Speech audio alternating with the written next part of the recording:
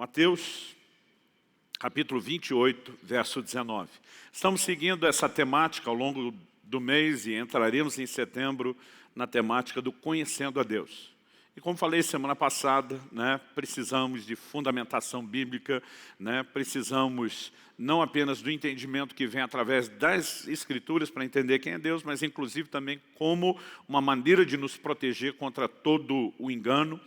E embora a gente tenha trazido aplicações talvez de ordem um pouco mais prática na semana passada, eu quero construir algo que não necessariamente eu chamaria de técnico, mas eu quero trazer hoje uma fundamentação doutrinária sobre um aspecto importante a respeito de Deus, que muitas vezes nós tratamos somente, às vezes em aulas da escola bíblica, em que a gente acaba não alcançando a grande maioria dos nossos irmãos. São fundamentos importantíssimos e necessários. Eu quero falar hoje a respeito do mistério da Trindade. Então, em Mateus 28, 19, são palavras do nosso Senhor Jesus, na chamada Grande Comissão. Jesus diz assim, Mateus 28, 19, portanto vão e façam discípulos de todas as nações, batizando-os em nome do Pai, do Filho e do Espírito Santo. Vale ressaltar que a partir do Novo Testamento, que nós começamos a acessar o grande volume de informações daquilo que a gente estabelece como a doutrina da Trindade. Quando você lê o Velho Testamento, há muitas coisas que elas aparecem veladas, intencionalmente veladas, de maneira a serem reveladas ao longo do tempo. O próprio apóstolo Paulo se refere a Cristo como o mistério de Deus. Na verdade, a pessoa do Filho não é claramente percebida no Antigo Testamento. Jesus vai dizer depois, em João 5,39, examinais as Escrituras e são elas que dão testemunho a respeito de mim. A partir da revelação do Novo Testamento, nós temos o que poderíamos chamar aí da chave para quebrar o código e a gente consegue enxergar um volume enorme de mensagens simbólicas, tipológicas, anunciando a vinda do Messias. Mas quando você lê o Velho Testamento e tenta apenas com a mente natural descobrir o mistério do Deus encarnado, você não consegue enxergar isso com clareza. Porque há muitos aspectos, como eu falei semana passada, a revelação de Deus é progressiva ao longo da história e também deveria ser na nossa vida. Então, é a partir do Novo Testamento que esse desenho fica muito mais claro. Quando Cristo se manifesta, ele começa a falar tanto a respeito do Pai, de si mesmo e do Espírito Santo. Aqui, um desses momentos, quando ele dá a grande comissão, ele faz menção de batizar as pessoas em nome do Pai, do Filho e do Espírito Santo. Então, a partir disso, eu quero falar um pouco a respeito da Trindade. Então, vamos lá, o termo Trindade é uma contração de triunidade. Na verdade, apresenta a visão de três que são um e de um que é três. É por isso que chamamos de mistério. Porque algumas coisas elas estão além da capacidade não só de compreensão, como também de explicação. Vou falar disso daqui a pouco. Ao mistério de um único Deus, revelado em três pessoas, é o que nós chamamos de Trindade. O termo Trindade não se encontra na Bíblia, o que leva às vezes alguns, existe no meio cristão um número pequeno, não é tão grande ou expressivo, que se identifica como unicistas. Eles não acreditam na Trindade. Eles entendem que Pai, Filho e Espírito Santo, que está lá na Bíblia, seriam apenas manifestações, revelações de uma única pessoa. Nós sabemos que a Bíblia apresenta o conceito de um só Deus, mas como eu quero te mostrar, claramente são três pessoas, não apenas três manifestações. Embora o termo Trindade não se encontre na Bíblia, porque ele é apenas uma tentativa de definir o que está na Bíblia. Eu vi outro dia alguém dizendo, vocês inventaram a palavra Trindade, ela não está na Bíblia. Eu falei, como lei da gravidade também não está. Você vai ler de cabo a rabo de Gênesis a Apocalipse e não acha a expressão gravidade. Mas a gravidade está na Bíblia. Nós vemos quando Deus manda, ao construir um terraço, fazer um parapeito para ninguém cair de lá. Nós vemos Satanás tentando Jesus, tentando fazer uma aplicação distorcida do Salmo, pula do pináculo do templo, porque aos seus anjos dará ordem a teu respeito para que te guardem. Nós vemos a gravidade o tempo todo lá, só não existia uma fórmula para definir por que é que as coisas caem.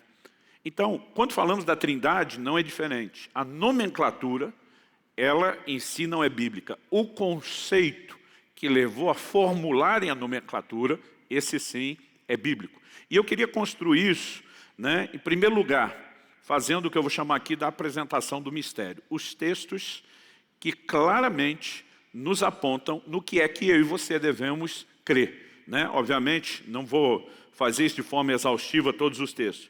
Em segundo lugar, nós vamos começar a observar outros textos que fazem tanto a distinção das pessoas da Trindade, como ao mesmo tempo demonstram a sua unidade, né? Essa é a razão de chamarmos mistério, porque tanto há distinção como unidade. Em terceiro e último lugar, eu quero abordar de forma rápida, resumida, né, algumas discussões que envolvem a doutrina da Trindade. Então vamos lá, começando pela apresentação do mistério. Não somos, como alguns acusam, né, de outra fé, ou às vezes alguns unicistas, não somos politeístas, né? A palavra poli significa muitos, teísta, né, fala a respeito de deuses. Então, alguns dizem que nós somos politeístas ou triteístas, que nós cremos em 3 deuses.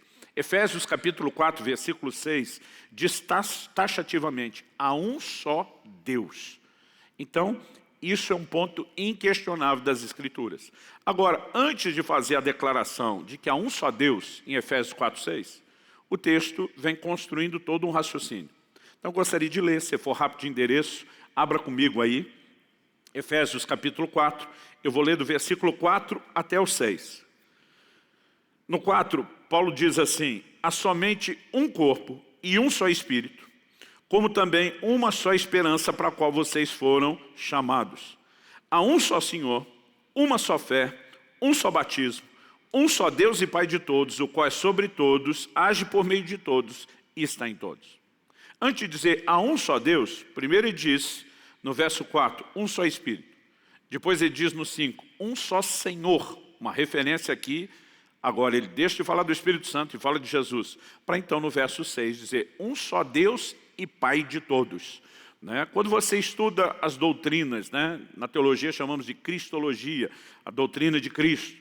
Né? Pneumatologia, pneuma significa espírito, né? A doutrina do Espírito Santo. Nós temos fundamentos claros, e eu não tenho tempo para trabalhar isso aqui hoje, de que tanto Cristo como o Espírito Santo são clara, inquestionavelmente apresentados nas Escrituras como Deus, assim como o Pai. No entanto, a mesma Bíblia, né, fala de um só Deus, sem negar a pessoa e a obra do Espírito Santo, do próprio Cristo, né, assim como também do Pai. Por exemplo, no batismo de Jesus, vamos olhar alguns textos que apresentam a Deus, tanto em pessoas como também ações distintas. Mateus capítulo 3, versículos 16 e 17, nos apresentam um relato do batismo de Jesus. Quando o Senhor é batizado nas águas por João Batista, o texto diz assim, depois de batizado, Jesus logo saiu da água. Destaque aqui para a pessoa, Jesus. E eis que os céus se abriram, e ele viu o Espírito de Deus descendo como pomba vindo sobre ele. Agora o Espírito Santo vem de forma visível sobre Jesus. E o texto termina dizendo no verso 17, e eis que uma voz dos céus, uma clara referência a Deus Pai, dizia, este é o meu Filho amado em quem me agrado. Ao chamar de filho, nós temos a identificação de onde procede a voz. Né? Então, obviamente, nós temos não apenas no momento em que Jesus ou os apóstolos ensinam, mas nos relatos bíblicos, manifestações claras da Trindade.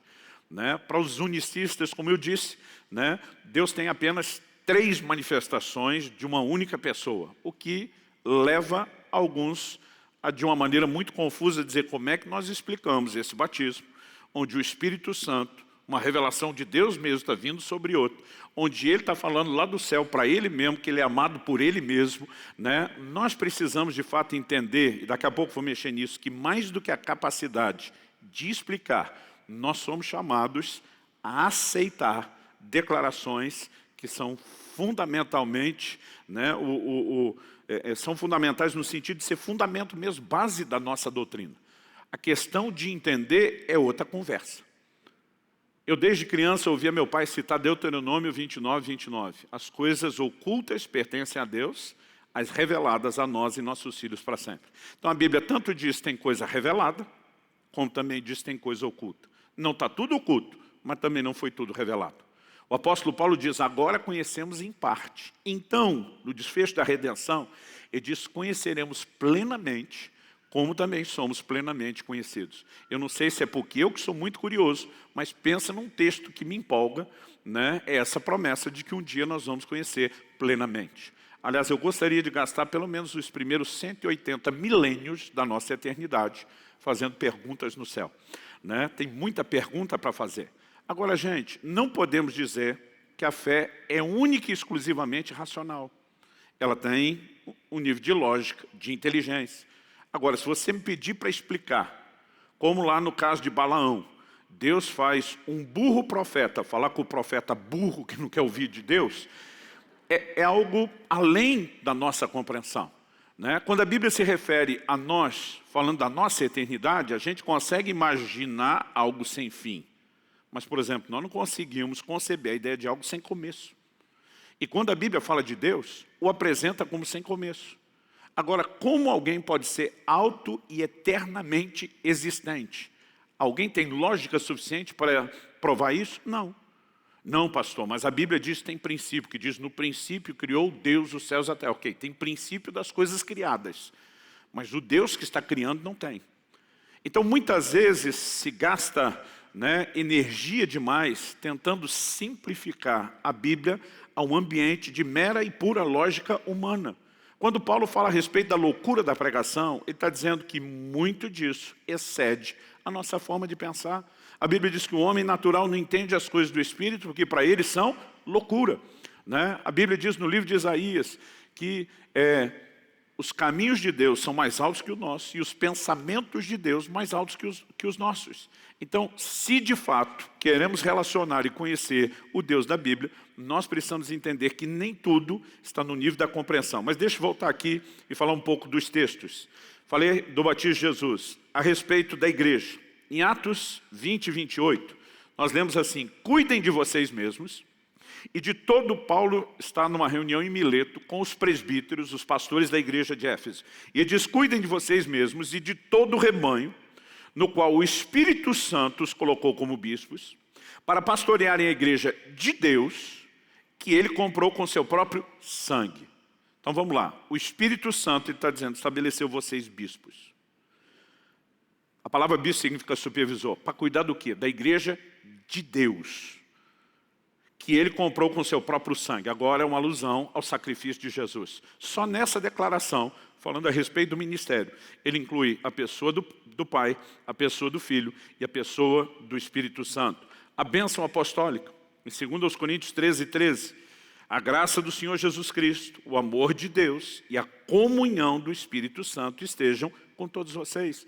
Assim como na grande comissão, quando Jesus fala de batizar em nome do Pai, do Filho e do Espírito Santo, né? Essas três pessoas são claramente apresentadas.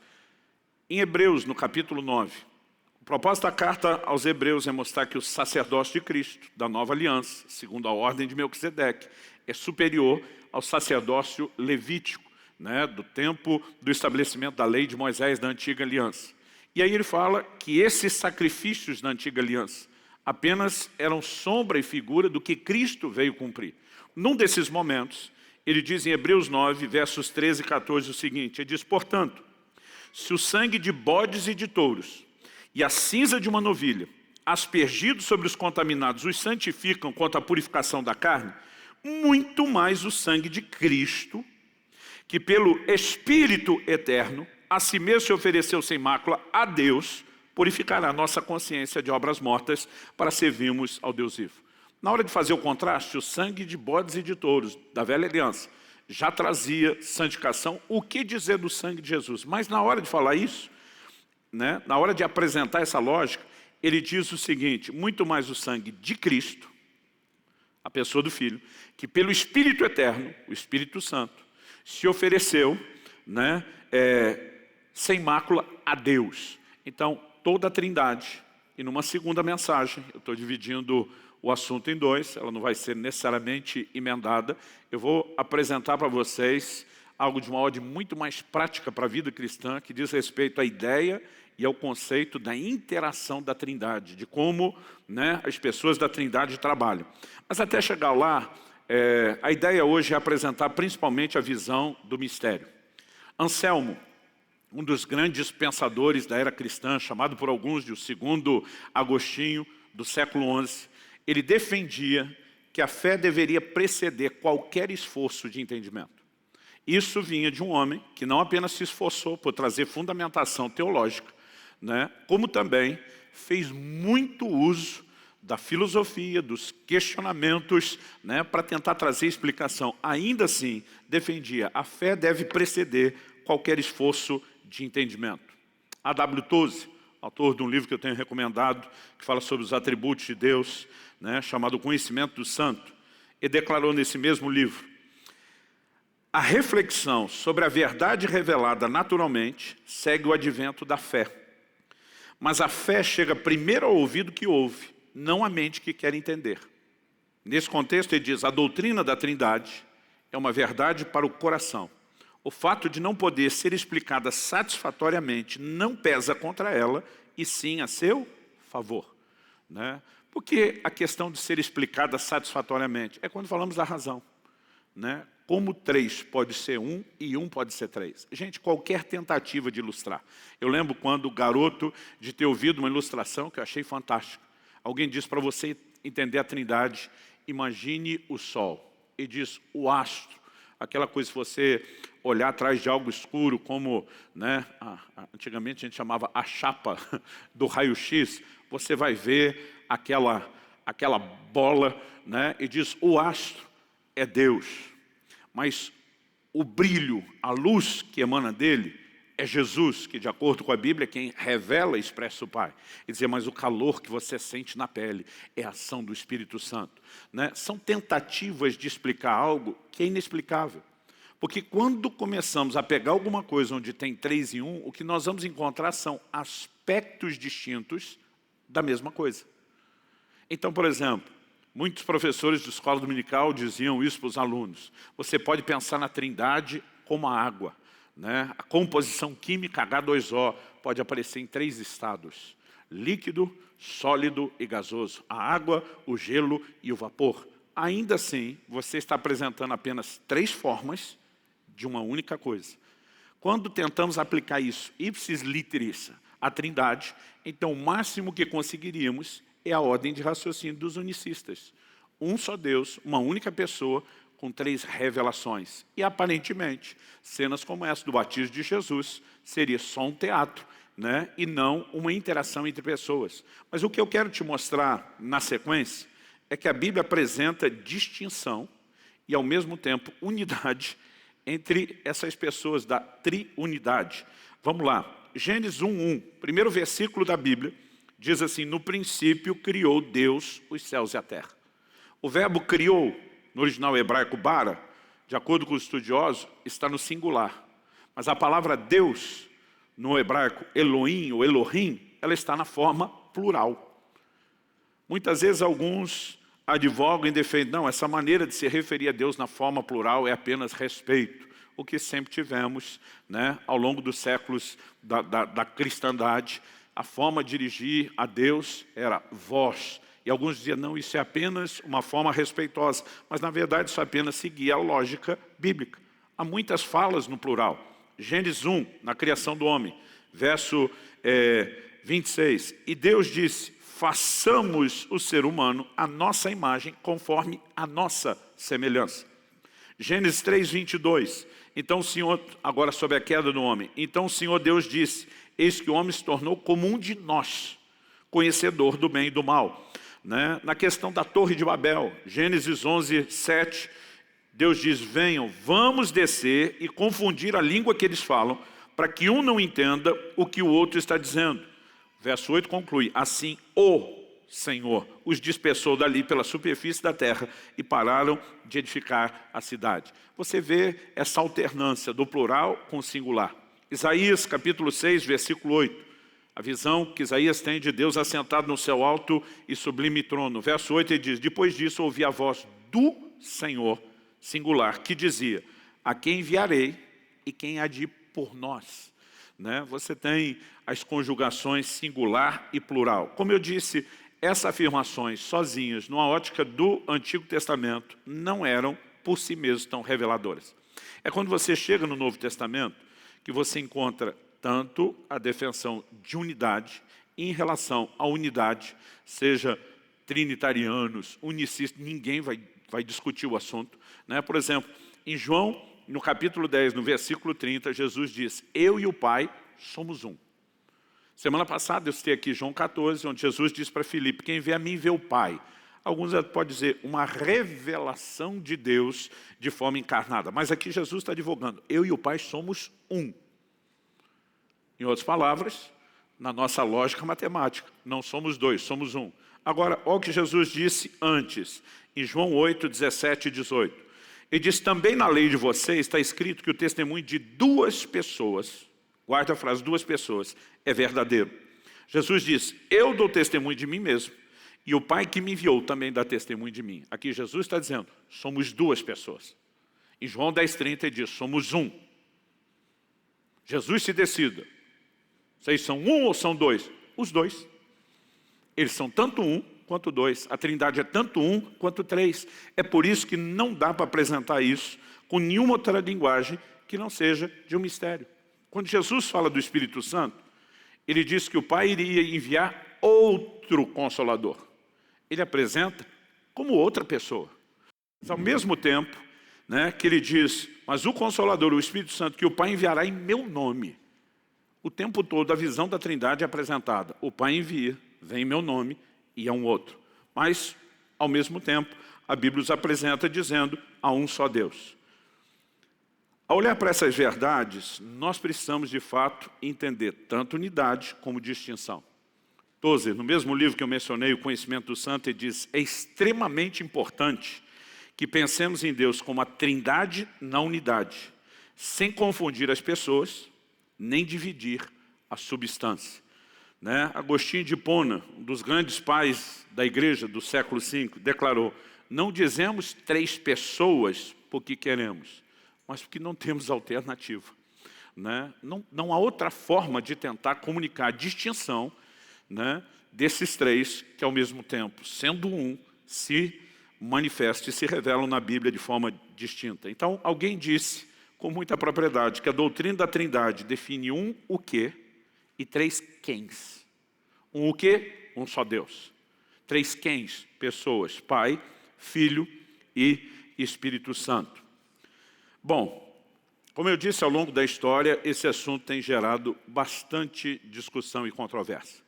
Aparentemente, né, no primeiro século da era cristã, nós não tivemos tantos problemas. O Evangelho estava ainda, vamos dizer, fresco, o ensino de Jesus, dos apóstolos sendo propagados, as verdades sendo abraçadas e não muito discutidas. Mas a partir do século II começam a surgir os primeiros movimentos heréticos, questionando, por exemplo, a divindade de Cristo e, mais à frente, a própria questão, né, do conceito de trindade. Então, nós temos os primeiros esboços, as primeiras tentativas de resumir em fórmulas aquilo que a Bíblia ensinava. Então, Tertuliano de Cartago, no século II, né, escreve um tratado que é intitulado Contra Praxeas, que defendia o que na época eles chamavam de monarquianismo. Né? O termo monarca fala de um único soberano, era para defender a ideia de que não há três pessoas na divindade, mas uma única. Né? Hoje isso é chamado de unicismo. Ele, escrevendo contra Praxeas, ele fez a seguinte declaração: todos são um. Ele é considerado, né, um dos primeiros da teologia sistemática a apresentar e tentar formular algo que diz respeito à doutrina da Trindade. Todos são um, por unidade de substância, embora ainda esteja oculto o mistério da dispensação, que distribui a unidade numa trindade, colocando em sua ordem os três: Pai, Filho e Espírito Santo. Três, contudo, não em essência, mas em grau. Não em substância, mas em forma. Não em poder, mas em aparência. Pois eles são de uma só substância, de uma só essência e de um poder só, já que é de um só Deus que esses graus, formas e aspectos são reconhecidos com os nomes de Pai, Filho e Espírito Santo.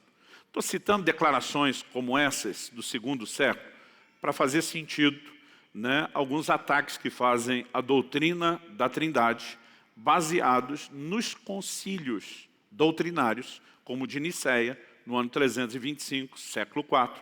Depois, o de Constantinopla, né, é chamado de concílio niceno-constantinopolitano. Para que serve essa informação para você? Não muito. Era só para mostrar que eu consegui decorar a frase niceno-constantinopolitano. Em Constantinopla, eles fizeram pequenas ratificações, ajustes na maneira de declarar o mesmo credo que diz respeito à Trindade. Mas isso acontece na época em que Constantino, imperador, né, de Roma, do Império Romano, ele se converteu ao Evangelho. Até hoje as pessoas questionam, ele realmente se converteu? Sua mãe teve mesmo a experiência com Cristo que alega ter, porque se torna uma defensora do Evangelho, e agora o império que até então perseguia os cristãos, ele na verdade começa a empurrar e promover o Evangelho. Alguns tentam dizer que isso foi só uma manobra política de Constantino para consolidar o império. A verdade é que nós não temos material, subsídio suficiente para julgar isso. No meio disso, a igreja agora deixa de ser perseguida e passa a ter avanços e favorecimentos. No meio desse processo, muito sincretismo, obviamente, aconteceu, né? Então, por exemplo, Constantino começa a confiscar os templos pagãos e disponibilizá-los à igreja, que antes tinha que se reunir de forma escondida, e agora eles começam a ser favorecidos. Nesse processo, alguns desvios em muitos lugares entraram, sim, mas foi numa época como essa, de muita turbulência doutrinária, que agora os bispos das igrejas tinham liberdade de se reunir, de fazerem as suas conferências, os seus concílios, e defender aquilo que sempre se acreditou, formulando isso em palavras e definições que no início não eram necessárias. Estou dizendo isso porque, quando você pega um unicista que vai atacar a Trindade, a primeira coisa que ele vai dizer foi: não existe Trindade na Bíblia, e a igreja inventou isso depois de Constantino. Como inventou? Nós estamos falando de declarações após declarações do Novo Testamento, né? O que não existia eram apenas essas fórmulas. Eu gosto e quero citar aqui uma distinção feita por Roger Olson. É o que eles chamam um camarada que se dedicou à teologia histórica, ou à história da teologia. Além da fundamentação doutrinária, do lado apologético, ele também nos seus ensinos, nos seus escritos, apresenta muito da história e da construção dessas ideias. Para os interessados, foi publicado agora em 2021, um livro pela CPAD, Casa Publicadora das Assembleias de Deus, um livro dele chamado Cristianismo Falsificado. Ele vai trabalhar desde os conceitos do que é a ortodoxia, o que são as heresias, né? Qual foram as construções ao longo da história dos concílios, muito interessante para quem gosta do assunto. Ele diz o seguinte: nós temos que fazer uma distinção entre a Trindade e a doutrina da Trindade. Qual é a diferença? Ele diz: a Trindade é Deus Pai, Deus Filho e Deus Espírito Santo, eternamente existentes como um Deus. Ponto. A doutrina da Trindade é a fórmula humana para expressar isso corretamente. Ou seja, a doutrina da Trindade, ele diz, pode ser explicada. A Trindade, propriamente dita, é que não pode ser explicada, né? E muitas vezes a gente confunde as coisas. O que houve posteriormente foram esforços para se elaborar a doutrina da Trindade, a revelação dela nas Escrituras, nunca de forma satisfatória a qualquer nível de lógica, ela sempre esteve nas Escrituras.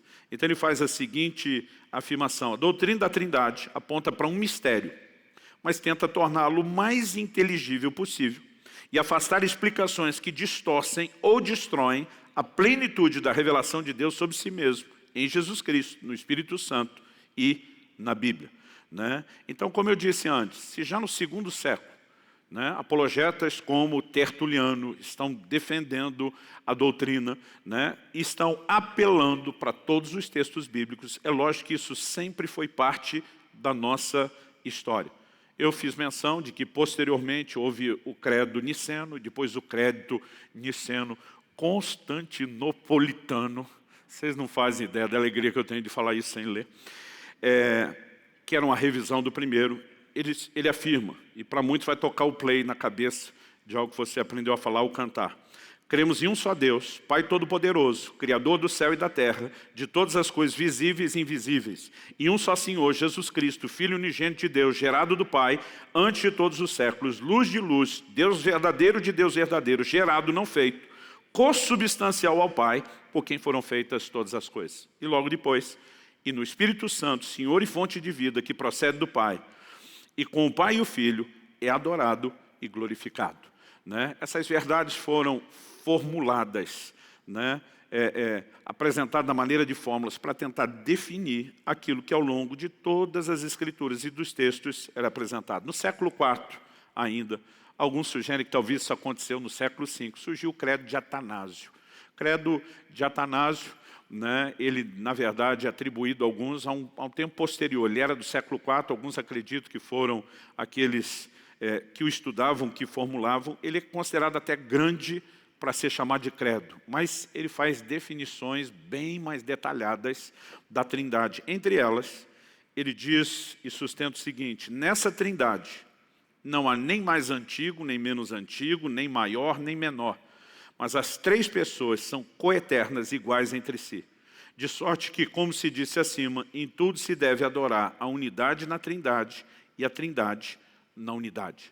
Né? Ah, mas Jesus diz: o Pai é maior do que eu. Né? Agora, se ele está dizendo eu e o Pai somos um, como um é maior, outro é menor? Os teólogos normalmente defendem: o Pai é maior enquanto divindade, Jesus é menor enquanto falando de humanidade, porque ao mesmo tempo que são pessoas e possuem tarefas distintas, eu volto na questão do mistério, são um só. Né? Então, de fato, é um assunto que a palavra de Deus apresenta como doutrina. Pastor, qual a importância disso? Bom, antes de uma segunda mensagem, e fica aqui a seguir cena dos próximos capítulos, onde vamos tentar falar bem mais desse aspecto prático da vida cristã, na interação com as pessoas da Trindade. Eu acho que o que de fundamental precisamos entender e compreender aqui hoje. Bom, se não há uma doutrina da Trindade, isso desmorona na nossa crença, é como se fosse um efeito dominó. As outras doutrinas básicas e essenciais também começam a desmoronar. Por exemplo, se Jesus Cristo não é o Deus encarnado, toda a mensagem da Bíblia a respeito da salvação em Cristo Jesus está comprometida. Né? Quando nos primeiros movimentos tentavam defender que ele era só homem, não era Deus, ou tentar dizer que ele era Deus, mas não era homem de verdade, todas essas tentativas, né, que não só colidem com a revelação bíblica, mas tentavam satisfazer algum nível de lógica, porque para alguns era incompreensível ser 100% Deus e ao mesmo tempo 100% homem. Né? Eles tentaram muitas vezes defender doutrinas quase como se Jesus fosse um híbrido. Né? Todas essas tentativas, elas vão destruir as outras doutrinas, como a coluna dorsal, a espinha dorsal da revelação bíblica, que é a doutrina da redenção. Né? Então, essas coisas, embora para alguns, às vezes, não pareçam ser tão importantes, porque às vezes nós temos uma mente seletiva com aquilo que é prático. Muitos de nós, às vezes, entramos porta dentro do culto pensando: o que é que eu preciso ouvir hoje que ajude minha vida terrena a melhorar? E muitas vezes não entendemos a importância de adentrar, né, os fundamentos da revelação bíblica sobre Deus. Não há nada que Deus expôs na Bíblia que não seja importante. Outro dia alguém me falou: não, pastor, eu me preocupo com as coisas importantes. Essas coisas que não são importantes, como falar em línguas, não me importa. Eu falei: quem disse que não é importante? Se está na Bíblia e Deus deu destaque, é importante. Se Deus nos presenteou com isso, e a Bíblia diz que é para nossa edificação, como você disse que não é importante? Eu sei que às vezes nós podemos olhar para algumas coisas e essas são mais relevantes, até na questão doutrinária. Né? Os morávios tinham uma frase que John Wesley acabou tornando ela mais conhecida. Eles diziam: nas coisas essenciais, unidade. Nas coisas secundárias, tolerância. E em tudo, amor. Porque nessas tribos diferentes que nós temos dentro do corpo de Cristo, tem pessoas que acreditam de forma diferente. Alguns desses assuntos, nós podemos olhar e dizer: é uma discussão secundária, não mexe nas doutrinas fundamentais. Outros são assuntos essenciais. Por exemplo, João disse: se alguém vem ter convosco e não traz a doutrina de Cristo, não receba em casa, nem sequer coma com ele. Ele está dizendo: não dá para compactuar em nível nenhum. Né? Então, nós precisamos entender que sem essa compreensão, como eu disse na semana passada, a mesma Bíblia que deveria ser a revelação que nos leva a entender Deus, o mesmo conhecimento, quando nos falta, nos torna presas, nos torna suscetíveis à propagação, né, de muitos enganos. Então, acredito que aqui eu consegui apresentar, num tempo recorde, né, o resumo do que eu vou chamar, não de a doutrina, mas de um mistério da Trindade. A doutrina ela é um pouco maior. E qual é a minha única preocupação aqui hoje? Deixar claro que a doutrina da Trindade é essencial não só ao cristianismo, mas ao entendimento bíblico. O que talvez seria muito interessante é você ler a Bíblia, em especial o Novo Testamento, onde estão a maioria dessas informações, procurando ter olhos para isso. Volta e meia eu faço isso com algum assunto, né? O que é que a Bíblia diz sobre isso? Não apenas em pegar uma chave, algo que alguém deu pronto, mas você começar a ler procurando um assunto. Isso é impressionante quanta coisa você vai enxergar, né? Eu, por exemplo, venho fazendo uma leitura minuciosa, tentando extrair da Bíblia tudo o que diz respeito a livre-arbítrio, presciência divina, responsabilidade humana, por causa de um material que eu estou preparando e escrevendo, né? E eu estou surpreso, porque mesmo estudando o assunto por anos, eu nunca tinha estudado, né, a Bíblia dizendo assim, eu vou procurar só o que ela diz a respeito disso.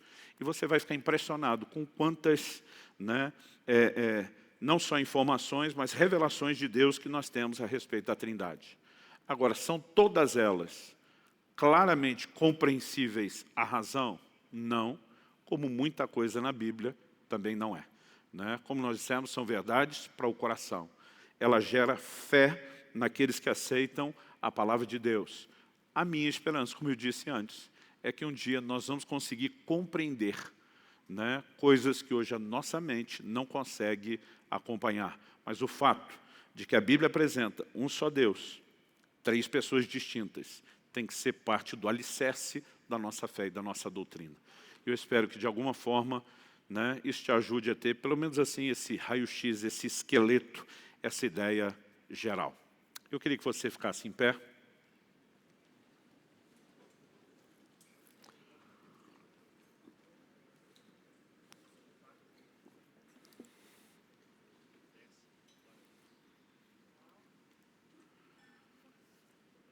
Eu gostaria que nós pudéssemos ter um momento de oração, que eu espero seja não só a oração de um culto, de uma reunião, não só um assunto durante essa temática, né?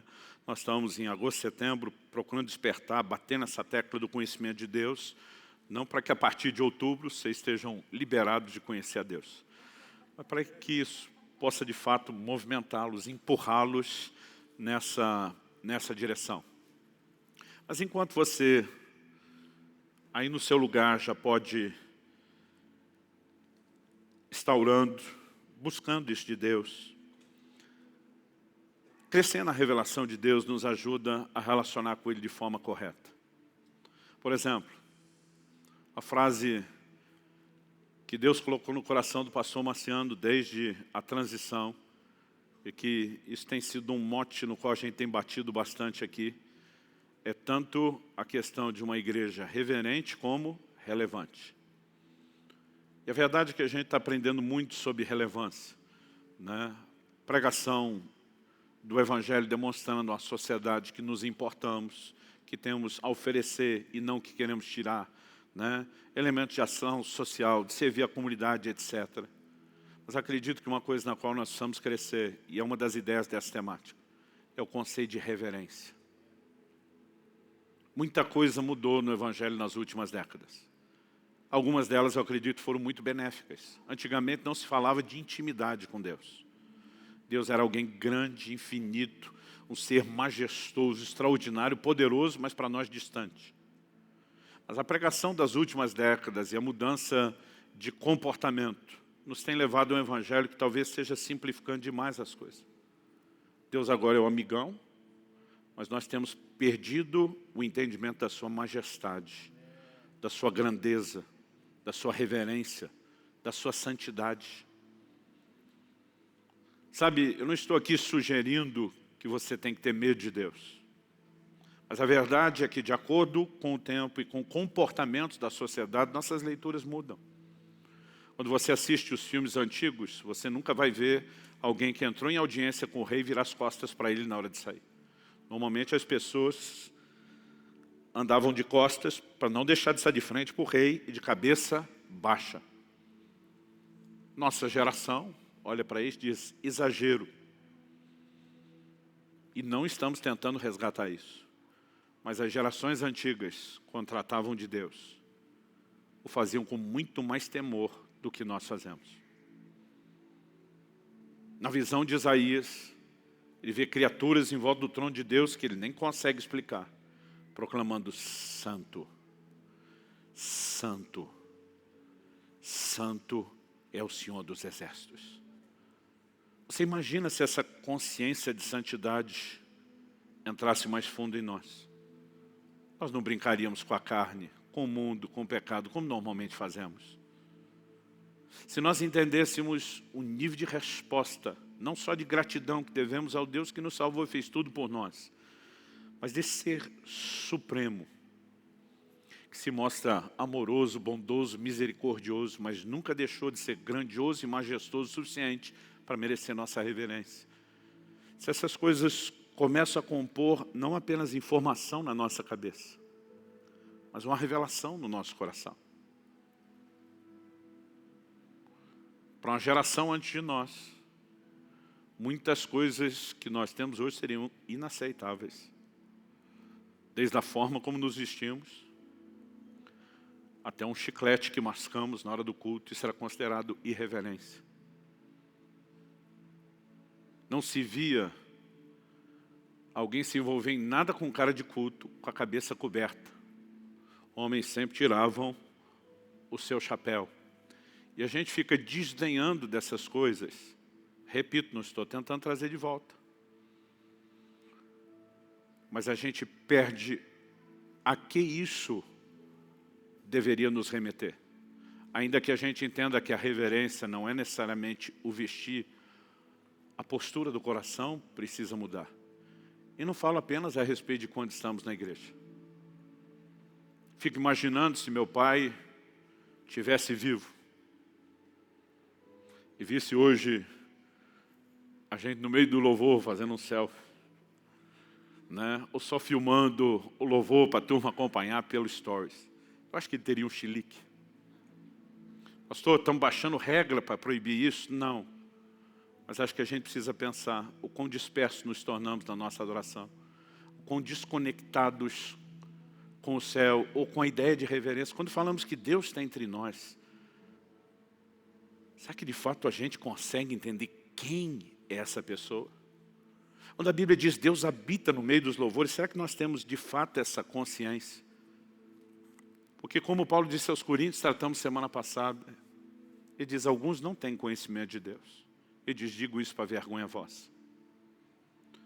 Então eu espero que em vez de vir só com aquela perspectiva egoísta, o que é que eu vou vir hoje que resolve meu problema financeiro ou familiar, a gente possa entender construções que são mais sublimes, mais importantes do que apenas isso. E aproveitar reuniões, um tempo como desse mês, para dizer, Senhor, nós precisamos te conhecer. Nós precisamos de algo mais. Quem está entendendo, diga amém. Então, eu quero que você fale com Deus no seu lugar, da sua maneira, com as suas palavras, e peça por uma revelação maior de Deus. Vamos orar. Pai, nós clamamos por mais do que o entendimento, por revelação, daquilo que não é racionalmente, humanamente explicável, não nos seus detalhes e não na profundidade da lógica que a mente demanda. Mas mais do que apenas compreender fundamentos doutrinários, nós queremos a semelhança de Davi, cultivar o desejo de te conhecê-lo.